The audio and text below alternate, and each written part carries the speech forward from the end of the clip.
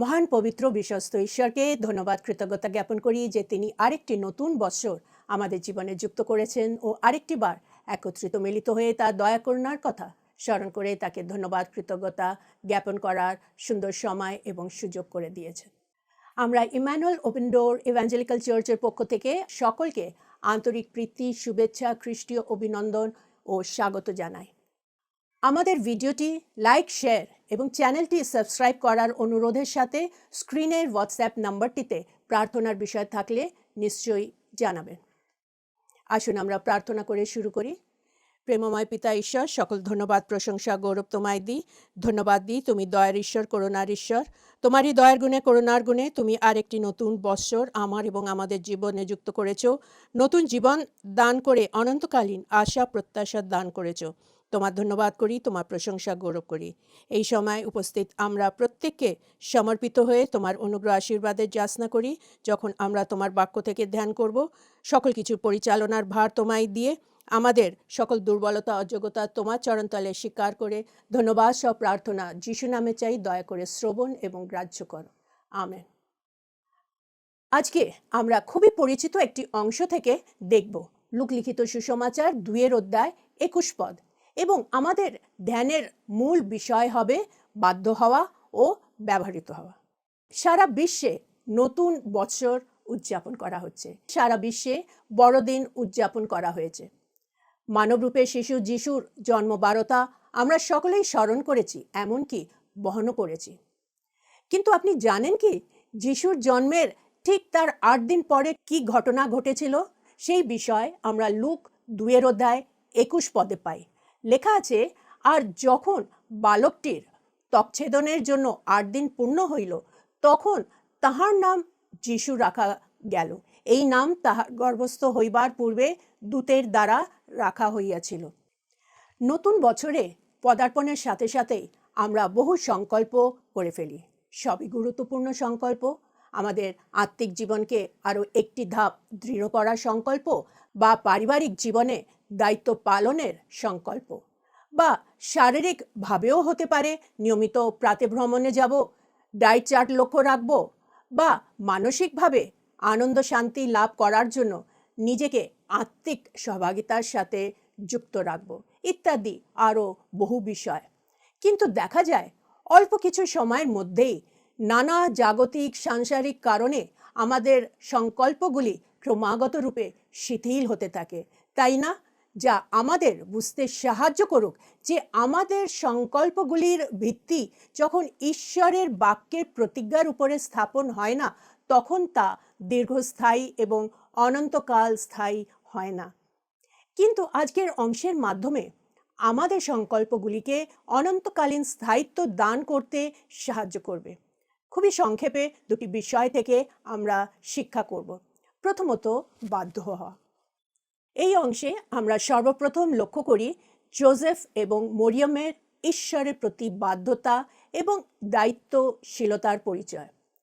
যিশুর পার্থিব পিতামাতার রূপে যোসেফ এবং মরিয়মের মনোনয়ন ঈশ্বরের বিশেষ অনুগ্রহ ছিল।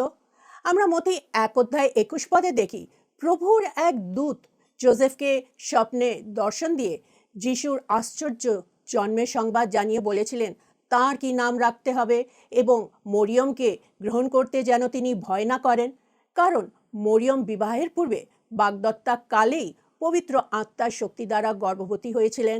এবং লেখা আছে, প্রভুর দূত যেমন আদেশ করেছিলেন যোসেফ অনুরূপ করেছিলেন। এবং যোসেফের বিষয়ে আরও লেখা আছে, তিনি ধার্মিক ব্যক্তি ছিলেন। এই বিষয়ে আমরা পাবো মতি 1 অধ্যায় 19 পদে।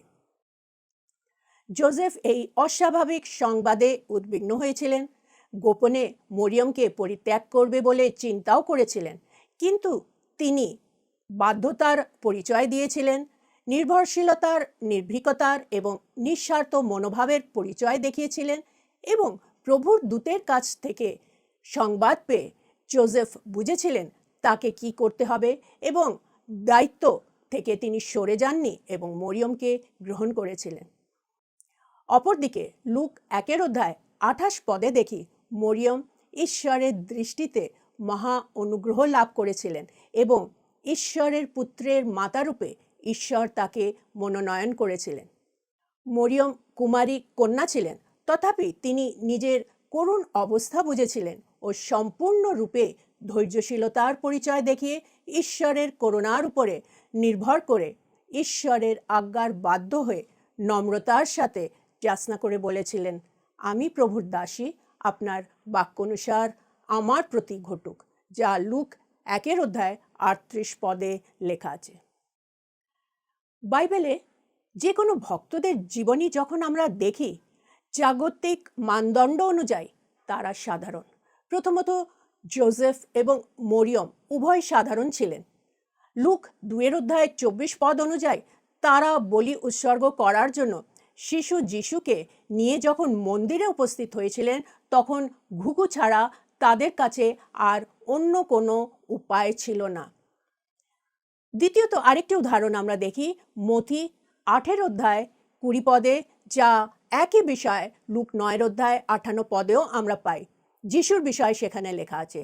যিশু তার অনুসরণকারীদের তার নিজের সম্পর্কে বলেছিলেন, শৃগালের গর্ত আছে এবং আকাশের পক্ষীগণের বাসা আছে, কিন্তু মনুষ্য পুত্রের মস্তক রাখিবার স্থান নেই।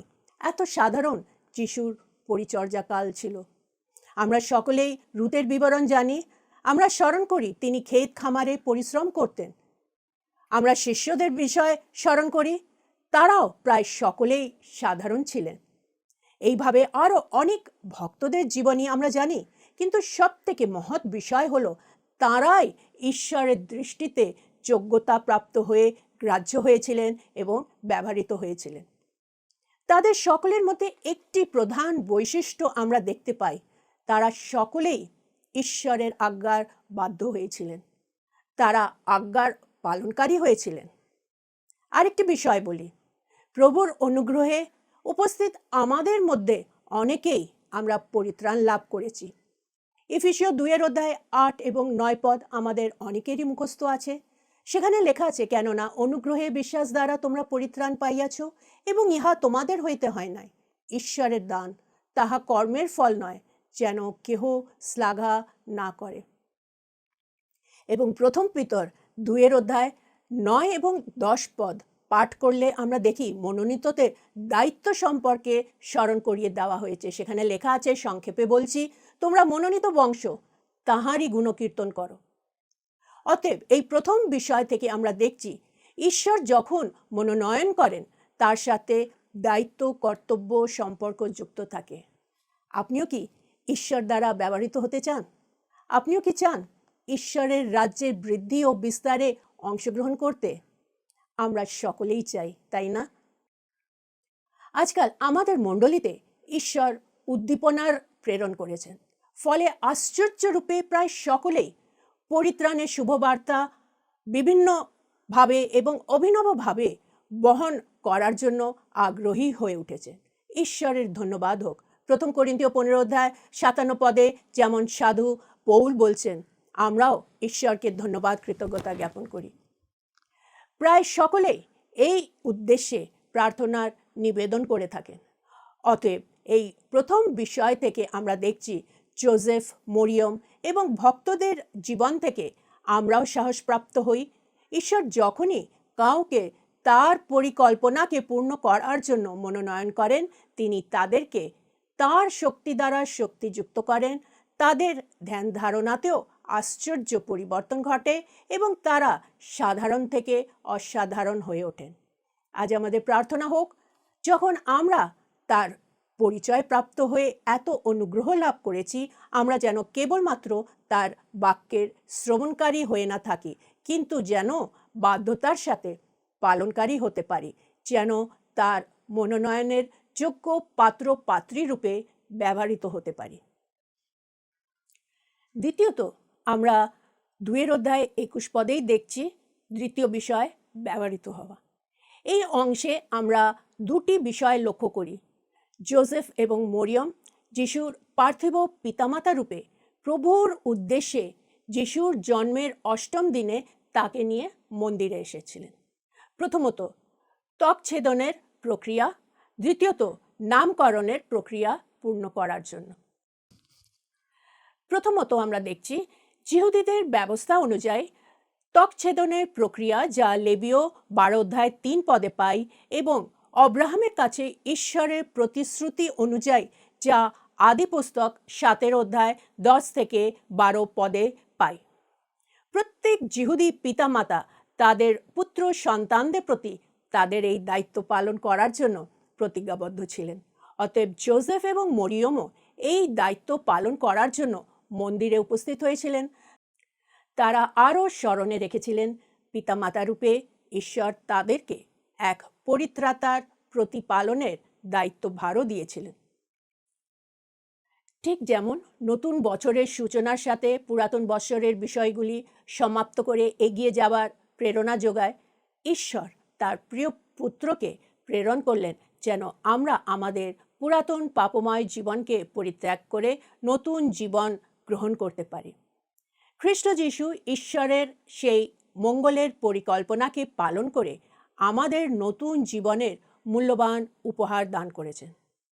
প্রত্যেক বিশ্বাসী নতুন জীবন তারই অনুগ্রহে আমরা লাভ করেছি, আমাদের ব্যক্তিগত যোগ্যতার কারণে নয়, কিন্তু ঈশ্বরের প্রিয় পুত্রের যোগ্যতার কারণে।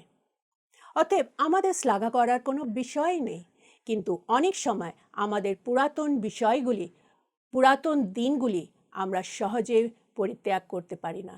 ঠিক যেমন আমাদের গৃহে অপ্রয়োজনীয় পুরাতন আবর্জনা এত অধিক জমে যায় কারণ তা আমরা পরিত্যাগ করতে পারি না।